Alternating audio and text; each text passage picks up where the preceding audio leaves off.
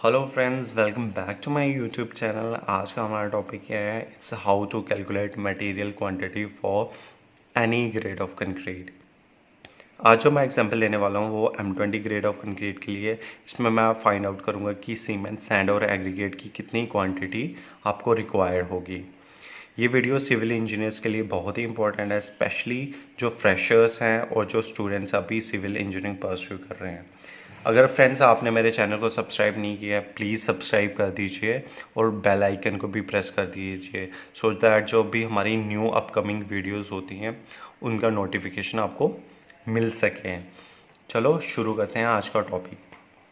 कोई भी हम स्ट्रक्चर बनाते हैं उसमें स्ट्रक्चर मेंबर्स होते हैं, कॉलम, बीम, स्लैब, फुटिंग, जहाँ पे हम कंक्रीट यूज़ करते हैं। अब कंक्रीट की क्वांटिटी निकालने के लिए हम उनका वॉल्यूम फाइंड आउट करते हैं उसी मेंबर का। और वो कैसे करते हैं? लेंथ, विड्थ और हाइट को मल्टीप्लाई कर देते हैं, हमें सिंपली पता चल जाता है उसमें वॉल्यूम ऑफ कंक्रीट कितना लगेगा मीटर क्यूब में। अब नेक्स्ट हमारे पास वॉल्यूम ऑफ कंक्रीट तो आ गया। नेक्स्ट हमारे पास क्या होता है? हमें फाइंड आउट करना होता है सीमेंट, सैंड और एग्रीगेट कितना लगेगा। आज मैं आपको M20 ग्रेड ऑफ कंक्रीट के लिए बताऊंगा कि आपका सीमेंट, सैंड और एग्रीगेट कितना लगेगा। इन द सेम वे आप कोई भी ग्रेड ऑफ कंक्रीट के लिए फाइंड आउट कर सकते हैं। M20 ग्रेड ऑफ कंक्रीट का रेशो क्या होता है? 1:1.5:3। That is 1 part of cement, 1.5 part of sand and 3 part of aggregate.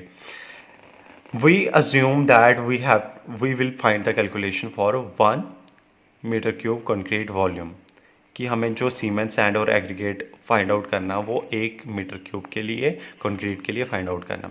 और वेट वॉल्यूम हमारा यही आ गया 1 मीटर क्यूब। अब हमारे जो भी मटेरियल होता है उसका हम ड्राई वैल्यू कैलकुलेट करते हैं, बिकॉज वो जो मटेरियल होते हैं हम यूज़ करते हैं वो ड्राई स्टेट में होता है। अब dry volume is equal to 1.54 times of the wet volume of the concrete.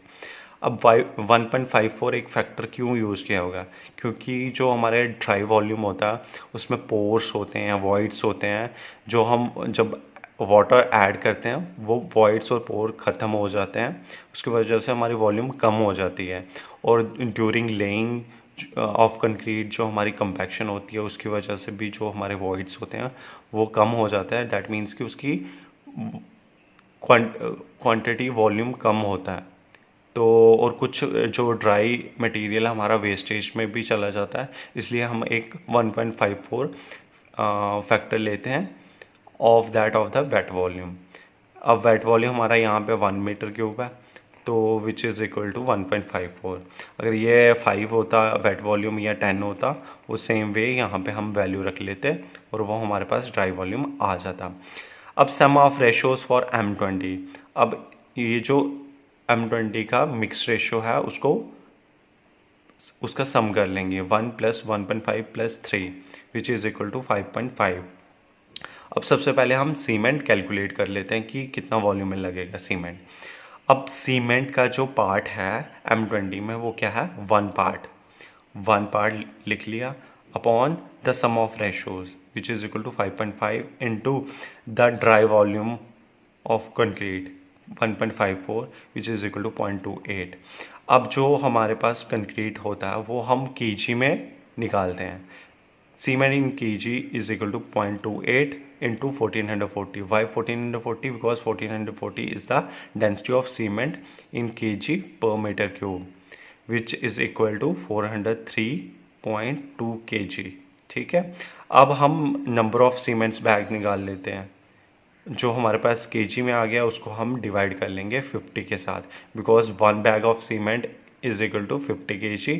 वो हमारे पास आ जाएगा 8.06 bags for M20 grade of concrete के लिए। ठीक है।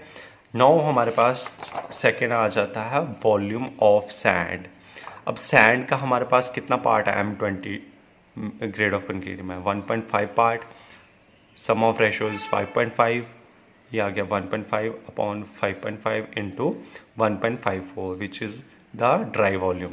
वो आ गया हमारे पास 0.42। एंड अगर ये मीटर क्यूब में आ गया, अगर हमें इसे CFT में कन्वर्ट करना है हम मल्टीप्लाई कर लेंगे 35.31 से which is equal to 14.83 CFT cubic feet. as we know that 1 cubic meter is equal to 35.31 cubic feet. अब volume of aggregate find out करना है, वो कैसे फाइंड आउट करेंगे?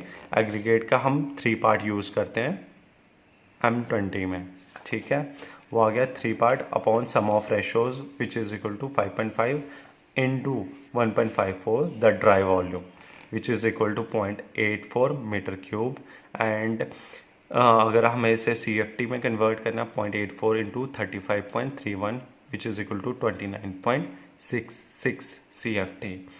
हम एक क्रॉस चेक भी कर सकते हैं कि जो हमारा ये वॉल्यूम आया है ये ठीक आया है, क्योंकि जो हमारा ड्राई वॉल्यूम होता है which is equal to the volume of cement, volume of sand और वॉल्यूम ऑफ एग्रीगेट, अगर तीनों का हम सम करें that will come out to be 1.54 metre cube.